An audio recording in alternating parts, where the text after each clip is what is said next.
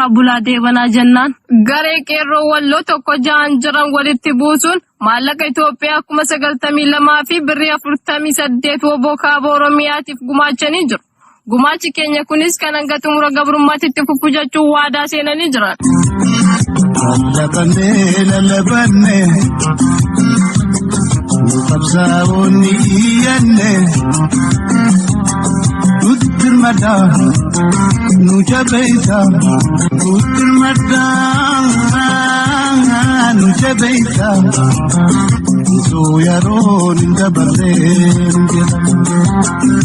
Uttirmada nu jabeessa Uttirmada nu jabeessa Sooyaroon dabareen